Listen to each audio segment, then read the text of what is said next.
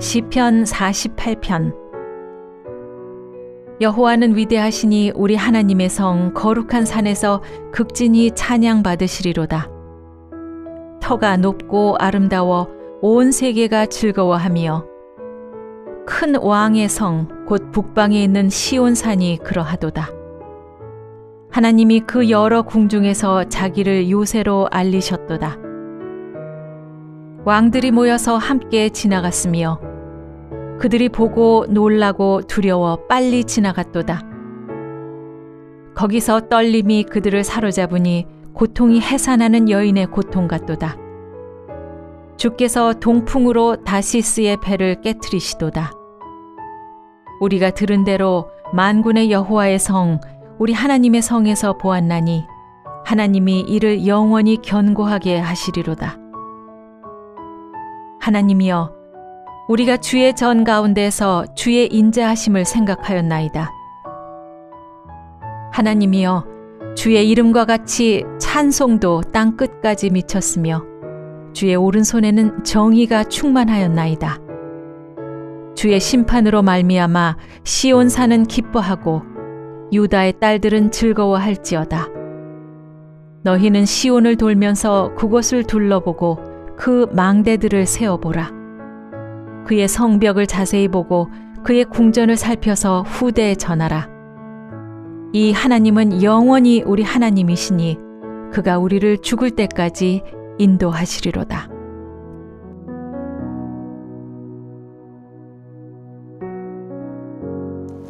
할렐루야. 사랑하는 물레동교회 성도 여러분, 주님의 이름으로 사랑하고 축복합니다. 오늘 우리들이 묵상하고자 하는 시편의 말씀은 48편의 말씀으로 또 함께 묵상하며 또 은혜를 나누고자 합니다. 북극이나 남극을 배로 여행하면 빙산들이 바다에 둥둥 떠서 흘러가는 것을 보게 됩니다. 그런데 항해하는 그런 배들은 이 빙산을 굉장히 주의해야 합니다. 왜냐하면 빙산은 물 위에 나타난 것에 7 내지 8배가 물속에 잠겨 있어서 수면 위에 작게 보이는 것이라 할지라도 결국 빙산과 부딪히면 큰 피해를 입게 됩니다. 자, 그런데 큰 빙산은 바다 위의 작은 얼음 덩어리와는 달리 180도 반대 방향으로 움직일 때도 있다고 합니다. 즉, 바다 위의 작은 얼음들은 바람과 물결을 따라 움직이지만 큰 빙산은 바다 밑에 해류를 따라 움직이기 때문입니다. 신앙생활도 마찬가지입니다.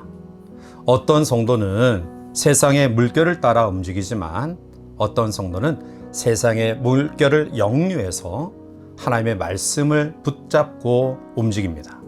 어떤 성도는 근심하며 살아가지만 어떤 성도는 너희는 마음에 근심하지 말라, 하나님을 믿으니 또 나를 믿으라라는 이 말씀을 의지하고 따라 살아갑니다.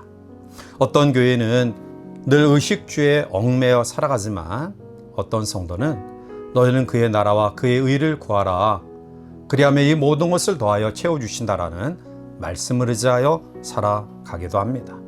어떤 교회는 괴로울 때 사람을 통해 그 문제를 해결을 원하다가 결국 실망하지만 어떠한 성도는 그때 하나님의 얼굴을 추구하며 희망을 찾아 나갑니다. 로마서 12장 2절에 너희는 이 세대를 본받지 말고 오직 마음을 새롭게 함으로 변화를 받아 하나님의 선하시고 기뻐하시고 온전한 뜻이 무엇인지 분별하도록 하라 라고 말합니다. 즉, 세상 물결대로 살지 말고 하나님의 뜻대로 살라라는 말씀입니다. 오늘 시편은 시편 48편은 특별히 성전에서 하나님을 최대한 높이며 찬양하라고 권고하고 있습니다. 왜냐하면 하나님이 그 백성들을 지켜주시는 견고한 요새가 되어 주시기 때문에 결국 이방 왕들의 군대를 패퇴시킵니다. 그처럼 하나님께서 신기하게 지켜주시는 역사를 예루살렘 성에서 직접 목격하면서 오늘 시인은 앞으로도 영원히 하나님을 의지하는 가운데 그 하나님이 견고하게 지켜주실 것이라고 고백하고 있습니다. 결국 시인은 이 시편 48편을 통해서 하나님의 위대성과 권능과 은혜를 묘사하면서 오직 하나님을 의지하는 사람만이 길이 열림을 이야기하고 있습니다.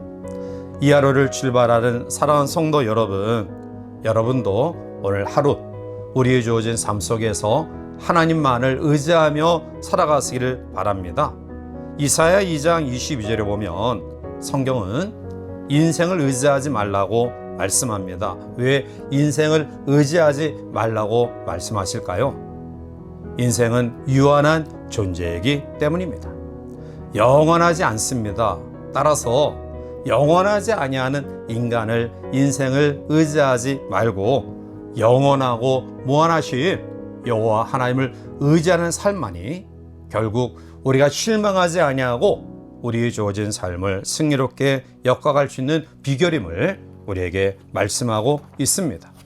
우리가 살아가면서 때로는 가장 큰 아픔과 상처가 되는 그러한 이유는 바로 가까운 사람이 우리를 배신하고 또 배반하는 경우일 것입니다.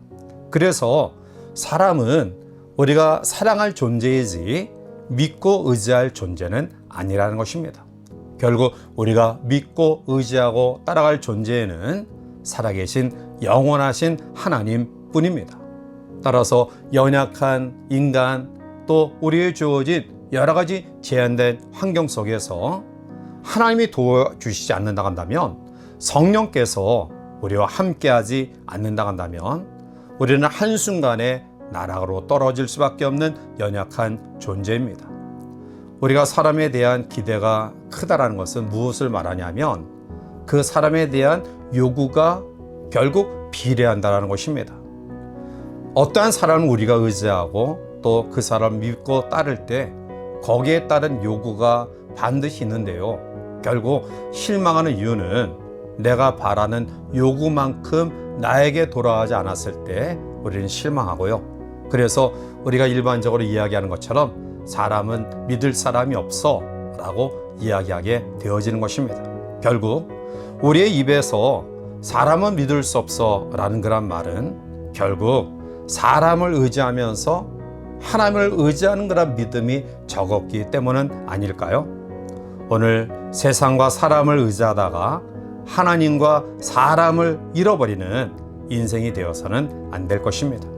오늘 시인은 결론적으로 14절에 우리에게 이렇게 용기를 줍니다. 이 하나님은 영원히 우리 하나님이시니 그가 우리를 죽을 때까지 인도하시리로다. 아멘. 오늘 하루도 이 살아계신 하나님을 의지하는 복된 믿음으로 하나님의 인도하심 속에 하나님이 허락하시는 놀라운 승리의 삶이 우리 성도들 가운데 충만하기를 주님의 이름으로 간절히 축원해 드립니다. 함께 기도하시겠습니다. 사랑이 많으신 하나님, 이 하루도 믿음으로 우리의 삶을 출발하게 하심을 감사합니다.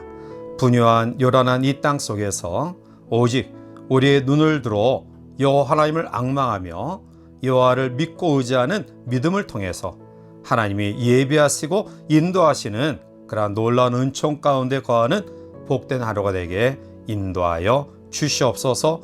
예수님의 이름으로 감사하며 간절히 기도하옵나이다. 아멘.